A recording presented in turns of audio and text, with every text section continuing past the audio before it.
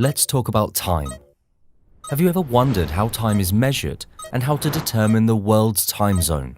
The scientists take advantage of physical clocks to measure the time. A physical clock is actually a physical process calculated by a specific method. One example of it is the Earth's rotation, calculated in solar days. Physical clocks are mostly work in cyclical manners. The determination of the world's time zone requires one or more physical clocks.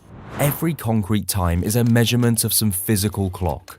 For instance, a wind-up watch provides the time now by measuring the rate at which a coiled, wound spring unwinds. A physical clock always has its limitations. Some are run by batteries, some can be wound up, some by sand, some by sun, and some by water.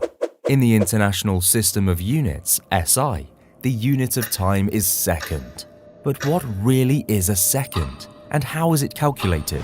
1 second is the time that elapses during 9,192,631,770 cycles of the radiation produced by the transition between two levels of the cesium-133 atom. This is determined by an atomic clock, also known as a radio clock. Heard of that before? Let's first take a look at a pendulum clock. A pendulum clock tells time using a pendulum, a swinging weight that provides a harmonic oscillation by swinging back and forth in a precise time interval, dependent on its length. The same principle is what the atomic clock is based on, but of course with a significantly better accuracy, due to the much higher frequency and stability of oscillation of atom. All the different types of atomic clocks commonly share the same working principle. Initially, the atoms are heated in an oven prior to their bundling into a beam. There are two possible energy states or hyperfine levels in each atom, namely state A and B. In this step, atoms in state B are eliminated by a magnetic field, while atoms in state A remain in the beam. In the second step, the state A atoms are exposed to microwave radiation by sending them through a resonator. Due to this radiation, some of the state A atoms are shifting to state B. A second magnetic field is then fired to eliminate atoms that are still in state A. The remaining shifted state B atoms are then counted using a detector. The frequency of the microwave radiation determines how many of state A atoms that can be shifted to state B atoms. The more synchronization events happen between the frequency of microwave radiation with the inherent frequency of oscillation of the state A atoms, the more atoms can be shifted into state B atoms.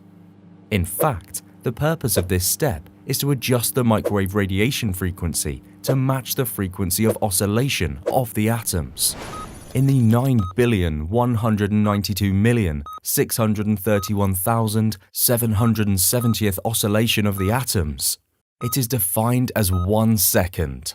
The mouthful number of oscillations gives us an idea of how accurate the atomic clock is. Atomic clocks are so accurate that they are known to make a 1 second error in about, can you guess? If you guessed 100 or 200,000 years, that is incorrect. The clock is known to make a 1 second error in about 10 million years. So how many of this atomic clock exist worldwide? Quite a lot actually.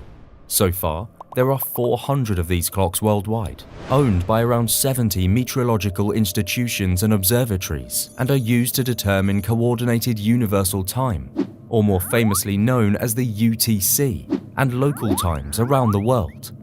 What's even more interesting is that the ultra-precise mercury ion atomic clock, or known as Deep Space Atomic Clock, DSAC, is now operational and is ready to improve the accuracy of satellite signaling. A second can also be defined by the propagation of electromagnetic field. 1 second is a time needed to propagate an electromagnetic field within a vacuum to cover a distance of 299,792,458 meters, or around 300,000 kilometers. We also know that a mean solar day is 24 hours with 60 minutes per hour and 60 seconds per minute. Multiplied together equals to 86,400 seconds.